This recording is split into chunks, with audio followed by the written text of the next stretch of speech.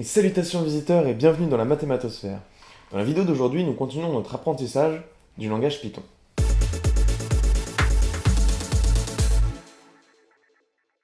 Au programme aujourd'hui donc, nous allons découvrir ce qu'est une condition. Mais alors, c'est quoi exactement une condition? En informatique, une instruction conditionnelle est une fonction d'un langage. Bon, en gros, on dit au programme, s'il y a ça, tu fais ça, sinon tu fais ça. Vous comprendrez donc que c'est donc une fonctionnalité essentielle des langages de programmation. Et c'est pour ça qu'on va les voir aujourd'hui et qu'on s'y intéresse. Bon voilà, on se retrouve sur le code qu'on avait laissé la dernière fois. Maintenant, on va chercher, évidemment, à y ajouter des conditions. Par exemple, on va supposer que Bob ait ouvert un deuxième compte bancaire.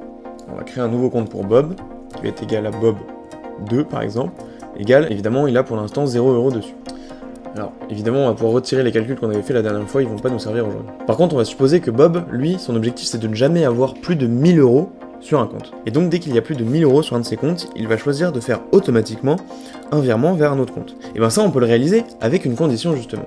Puisque la logique qu'il y a derrière, c'est si j'ai plus de 1000 €, alors je réalise telle ou telle action. Et pour faire des conditions en Python, on va utiliser l'instruction if. Donc, on va écrire if Bob, du coup, puisque c'est son compte principal, est supérieur à 1000 €, alors, et là, on fait ce qu'on veut. Notez la syntaxe, elle est très importante ici. On commence par écrire if, puis la condition ici, on va y revenir après. 2 points, très important, sinon le langage ne comprendra pas. Et ensuite, on revient à la ligne et on met un alinéa.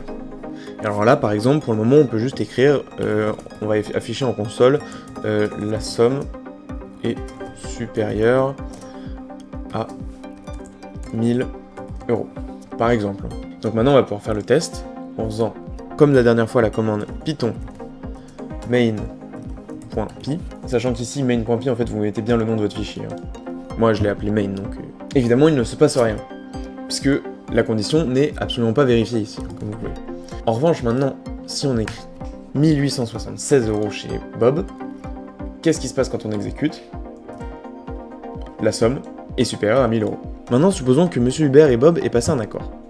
Ils ont ensemble décidé que si Bob a 500 € ou moins sur son compte, alors Monsieur Hubert lui fait automatiquement un virement. Comment est-ce qu'on pourrait coder ça? Bon, en théorie, on ferait pas ça comme ça, mais moi, c'est un support pédagogique, donc je vais supposer que les deux actions se font à la suite. Qu'est-ce que ça veut dire? Ça veut dire que si Bob a plus de 1000 €, on fait ça.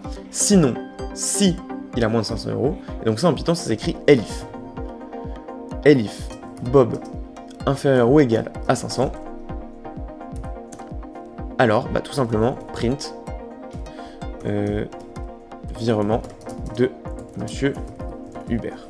Donc là, qu'est-ce qui se passe? Et en fait, le programme va vérifier d'abord cette condition-là, et si elle n'est pas vérifiée, uniquement si elle n'est pas vérifiée, alors il passe à celle-là. Parce qu'en fait, ça veut dire sinon si. En revanche, si Bob a plus de 1000 € sur son compte, alors celle-là ne sera même pas testée. On va pouvoir faire le test donc, et là, qu'est-ce qui va se passer? Absolument rien évidemment, puisque Bob a 876 €, ce qui est compris entre 1000 et 500. Maintenant, supposons qu'il en ait, en fait, pas 876, mais 476. Qu'est-ce qui va se passer alors? Voilà, Monsieur Hubert doit lui faire un virement d'après leur accord. Redonnons à Bob son argent, on va pas le voler, hein. Maintenant, on va supposer que si aucune de ces conditions n'est vérifiée, Bob a demandé à sa banque de lui envoyer un message comme quoi le solde de son compte était bon. Comment on va écrire ça? Et là, encore très simple, si aucune de ces conditions n'est vérifiée, alors il va passer à la suivante, et la suivante, on pourrait remettre un elif condition, sauf que là, en fait, on veut juste récupérer un peu tous les autres cas, c'est-à-dire si ça c'est pas vérifié, on fait quelque chose un petit peu par défaut. Et ça va s'écrire avec le else. Pas besoin de mettre de condition, puisque en fait, c'est simplement sinon, dans tous les autres cas. Alors, on va écrire print, le solde est bon, tout simplement. Et là, si on teste, vous avez deviné, le solde est bon, puisqu'on a 876 € sur le compte. Avant de conclure la vidéo, deux dernières choses. Tout d'abord, revenons sur les conditions. Qu'est-ce que c'est exactement? En Python, vous l'aurez compris, le if ou le elif s'exécute en fonction de la valeur de vérité de cette fameuse condition, qui est soit vraie, soit fausse. C'est ce qu'on appelle un booléen. Je vous en avais parlé dans la vidéo sur les types de variables primitives que vous retrouverez juste ici. Le type booléen est donc un peu un type roi en Python, puisque c'est lui qui permet de faire énormément de choses, dont des conditions. Qu'on a écrit dans le programme, avec par exemple Bob supérieur à machin, ou Bob inférieur ou égal à machin, c'est donc ce qu'on appelle la condition. C'est une expression qui renvoie soit vrai, soit fausse. Mais notez que vous n'êtes pas forcément obligé de faire ça. Par exemple, si vous avez une fonction qui renvoie vrai ou faux, ça marchera aussi. Pour l'instant, vous ne voyez probablement pas ce que c'est, mais c'est pas grave, gardez ça dans un coin de votre tête, on y reviendra plus tard dans la vidéo dédiée aux fonctions. Toujours est-il que pour le moment, ce que vous devez savoir, c'est qu'il existe plusieurs opérateurs de conditions. Il y a donc l'opérateur d'égalité, de supériorité, d'infériorité, de stricte supériorité, de stricte infériorité et de différence. On en a 6. Ce sont ici les opérateurs qui permettent de comparer des réels. Mais il en existe évidemment d'autres pour comparer différents types, par exemple l'appartenance ou non d'un élément à une liste. Mais ça, on y reviendra dans la vidéo sur les listes qui arrivera prochainement. La deuxième chose que je voulais vous dire avant de clôturer cette vidéo, déjà pour comprendre cette idée de condition et de booléen, je vous propose d'essayer quelque chose qui va être d'écrire print et par exemple Bob supérieur à 10 000 ou Bob inférieur ou égal à 1000 ou Monsieur Hubert différent de 500. Notez ici que Bob, Monsieur Hubert, etc. sont des variables qui contiennent un entier. Donc même si c'est un nom, c'est le nom de la personne, en fait ce qu'il y a derrière, ça va être une valeur. Et vous verrez ce que vous ressort le programme, et vous pourrez jouer un petit peu avec ça. Ensuite, je vous propose d'essayer, dans votre coin, sans regarder les solutions sur internet, d'écrire un jeu de devinettes. Pour ça, un petit coup de pouce, il vous faudra utiliser l'instruction input. Comment utiliser la fonction input? Pour ça, par exemple, si vous souhaitez stocker la réponse de l'utilisateur dans une variable nommée user_input, vous écrivez user_input égale input, vous ouvrez les parenthèses, entre guillemets, quel est votre nom?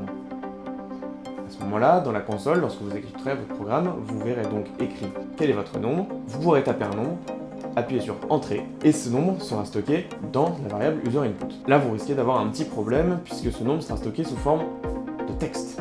Il faudra donc le convertir en nombre en utilisant la fonction int. Vous pourrez par exemple taper donc int, entre parenthèses, user_input. Je vous laisse jouer un petit peu avec ça, histoire de découvrir, c'est pas très compliqué, mais ça demande une logique un petit peu particulière. Avec ça, vous avez tout ce qu'il faut pour créer un jeu, pour deviner des nombres. Par exemple, dans le programme, vous écrivez un nombre, et après vous demandez à l'utilisateur d'essayer de le deviner. Si il le trouve, vous dites qu'il a gagné, sinon, il a perdu. Pour pouvoir continuer de faire ça, il faudra d'abord qu'on voit les boucles. Et ça, on le verra dans une prochaine vidéo. Mais pour le moment, je vous laisse avec ça. Vous avez déjà largement de quoi vous amuser. Et voilà, chers visiteurs, c'est déjà la fin de cette vidéo, j'espère qu'elle vous aura plu. Si c'est le cas, n'hésitez pas à vous abonner, à mettre un like, à me faire un petit coucou en commentaire. Ça me fait super plaisir et c'est le meilleur moyen que vous ayez de soutenir une petite chaîne comme la mienne. Pour ma part, je vous dis portez-vous bien et à bientôt dans la mathématosphère.